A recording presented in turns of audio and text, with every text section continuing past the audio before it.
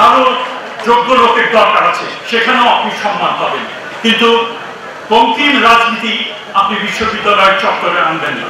গত 17 বছরে কিভাবে নিঃস্ব করা হয়েছে শিক্ষা ব্যবস্থাকে, কিভাবে দুমড়ে মুচড়ে নষ্ট করা হয়েছে, তার হিসাব যদি দিতে যাই দিনের পর দিন চলে যাবে।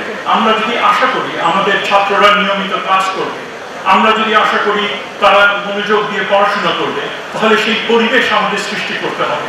এবং ঢাকা বিশ্ববিদ্যালয় থেকে শুরু বিভিন্ন বিশ্ববিদ্যালয়ের যে গণরুম, যেটা বছরের পর বছর যুগের পর যুগ যেগুলো থেকেছে, শিক্ষক হিসাবে আমরা তার কিছুই করতে পারিনি, এর প্রতিবাদ পর্যন্ত আমরা করতে পারিনি।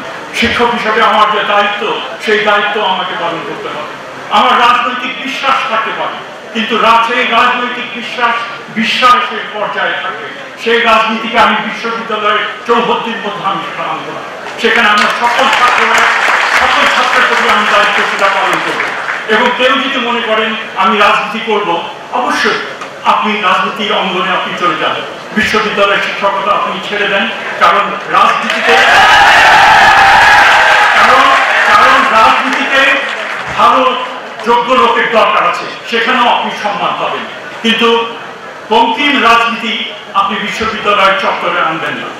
এই হচ্ছে আমাদের আহ্বান। যেই রাষ্ট্র বিচার বহির্ভূত হত্যাকাণ্ড করছে, যেই রাষ্ট্র মানে এমন কোনো অপরাধ কর্ম করেনি, কিন্তু তার বিরুদ্ধে আমরা মূলত সবাই আমরা মোটামুটি নীরবে সেটা সহ্য করেছিলাম এবং আমরা ধরে নিয়েছিলাম এই অবস্থা যেন চলবে। কিন্তু সেই সময় এই তরুণ সমাজ জেগে উঠে তারা কিন্তু সেই প্রতিরোধ তারা করলো, এবং শুধু প্রতিরোধ না, উৎখাত করলো, সেই রিপ্রেশন উৎখাত করলো। কাজেই এখন সময় এসেছে এই যে একটা ইনক্লুসিভ সোসাইটি, একটা অন্তর্ভুক্তিমূলক সমাজ তৈরি করা, একটা বৈষম্য বিরোধী সমাজ তৈরি করা।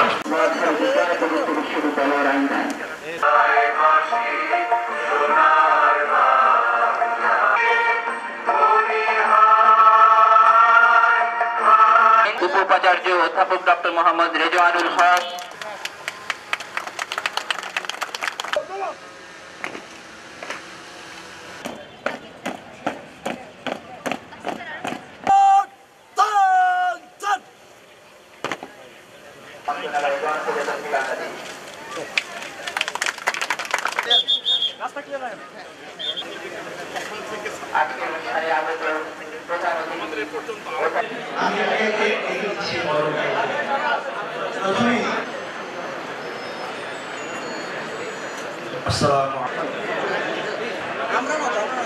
আমাদের অডিটোরিয়ামে অনেক সময় আজকের এই দিনে আমরা একত্রিত 31 জন শিক্ষার্থী মেধাবী শিক্ষার্থীকে নোয়াখালী বিজ্ঞান ও প্রযুক্তি বিশ্ববিদ্যালয়ের এই অনুষ্ঠানে সবাই মামুন অর্থনীতি বিভাগ এবং উপহার তুলে দিচ্ছেন, সার্টিফিকেট তুলে দিচ্ছেন সুমাইয়া আফরোজকে।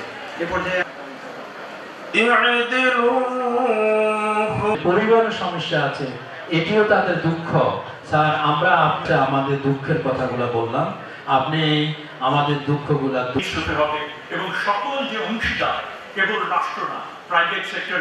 ডক্টর চৌধুরী রফিকুল আবরার বিশেষ অতিথি হিসেবে ও শ্রেষ্ঠত্ব তাদেরকে ব্যস্ত নসিব করেন। এবং এখন যারা আহত আছেন তারা যাতে দ্রুত পাচ্ছি আমাদের মধ্যে উপস্থিত হয়েছেন আমাদের আজকের, এবং বিশেষ করে আমাদের মাননীয় শিক্ষা উপদেষ্টা মহোদয়কে আমি আন্তরিকভাবে নোয়াখালী জেলার আইন শৃঙ্খলা পরিস্থিতি সমুন্নত রাখতে আমি এরাটোস্থেনাস মেপেছিলেন পৃথিবীর পরিধি।